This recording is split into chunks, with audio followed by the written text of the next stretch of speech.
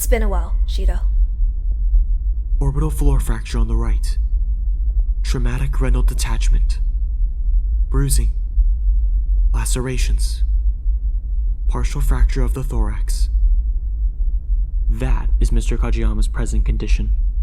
Futus. Miss Shina's even worse. Head lacerations. Bruising all over her body. Left anterior compression fracture. A sprained neck. Fractured ribs. Further fracturing to the left arm. And furthermore, this may be outside of my profession, but her mental health is deteriorating as well. Mahiru. Both their minds and bodies are at their limits. Let's stop this already, S.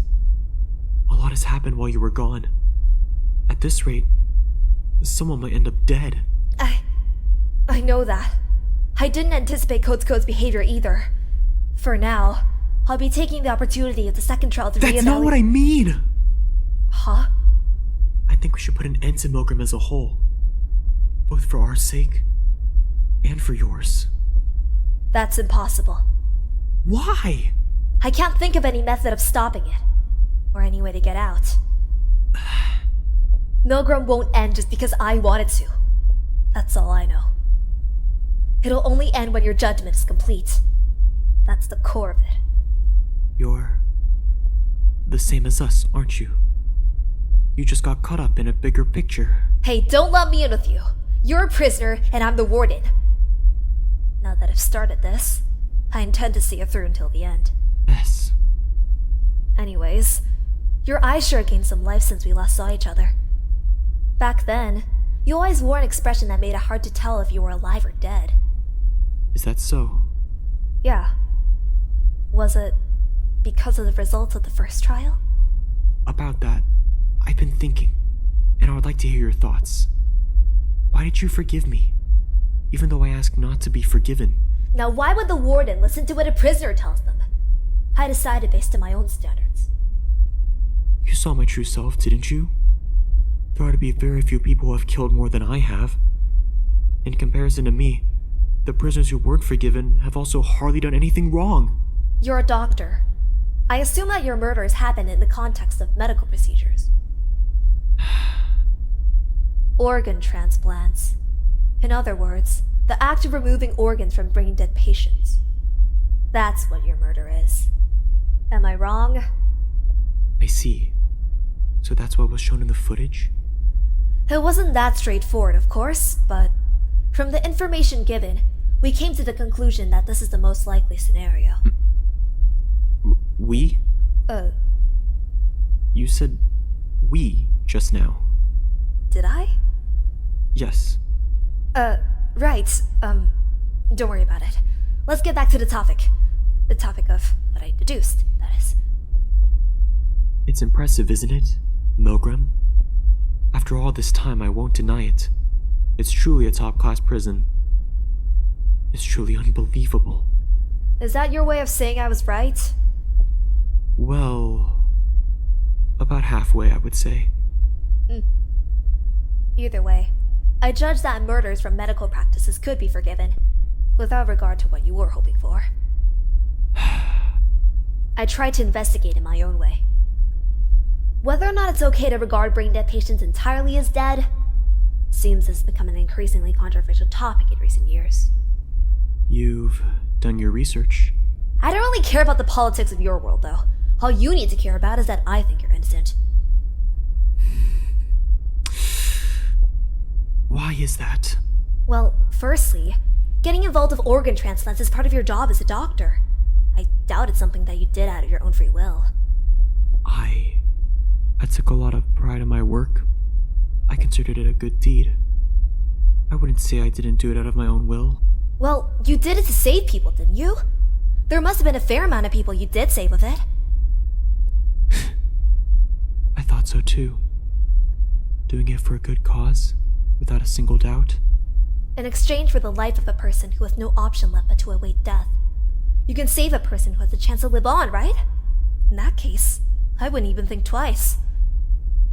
I thought so too, as arrogant as I was. So, you're saying you don't think that way anymore? Yes, that's right. You know, I continuously try to persuade the relatives of a brain-dead patient who are against organ transplants, giving them reasons like the ones you just mentioned, S. In order to save the life of someone you don't know, please let me kill your family, I told them. It doesn't even take much thinking to realize how cruel that is. But I didn't realize it until the very end. Isn't that just a placebo? I'd think that family ties play no role in that context. Do you still feel that way if it's your own family? S, is your family alive and well? I don't know. I don't remember. Is that so? I'm sorry about that. It's fine. It's not like I feel anything towards something I can't even remember. Besides, I don't think my judgment would change even if it involved my own family. That's impossible. Even if my family ended up imprisoned in MILGRAM, I'd still see my job through to the end. Family is special. Huh? Let's digress for a moment. Have you studied criminal law? Well, the most important parts at least. I've been learning about it since I started working as the warden. So, for example, if someone harbors a criminal or tampers with evidence in order to protect that criminal, that is a crime in of itself, right? That's Articles 103 and 104. You remembered well. Can you recall Article 105 as well? No. Are you familiar with it? It's not my area of expertise, but I remember it because it left a big impression on me. Article 105 states that when a crime prescribed under the preceding two articles is committed for the benefit of the criminal or fugitive by a relative of such person, the relative may be exempted.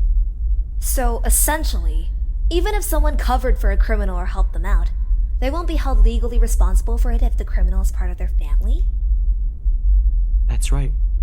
For me, no matter whether it's according to the law or in any other context, it's only normal to help each other in a family. That's a very fascinating story. But even with all this, I still don't get what you're trying to say. I wonder. Maybe it just wanted you to listen to it. As always, I can't seem to wrap my head around you. I'm talking about how, unlike you, I can no longer claim that I'm doing my work for a good cause. I've lost the right to. And something happened that changed your mind. That's right. Although you'll probably be finding out about that once you watch the extracted footage. Yeah, let's have a look. S, I've killed a lot of people. Like I previously told you in the interrogation, I've killed for selfish reasons as well. So... Are you about to beg me to say you're guilty again? I've already told you it's no use! That's right. A guilty verdict is all I ask for. I want to be guilty. That feeling of mine remains the same. I need to be punished. I need to atone for my sins. I don't think MILGRAM is in the right, but... there is no better place than this to atone for my crimes. But... as long as MILGRAM continues like this, we won't be able to save those who get injured if I become guilty now. Hey... Even now, Machina's still in a condition where any digression could be fatal. She can't live without my treatment. If I become guilty and aren't forgiven, she will end up dying. That's... true, I suppose. From now on, conflicts between the prisoners will probably become more frequent. If I'm not there, there will be an even more danger. Shidou.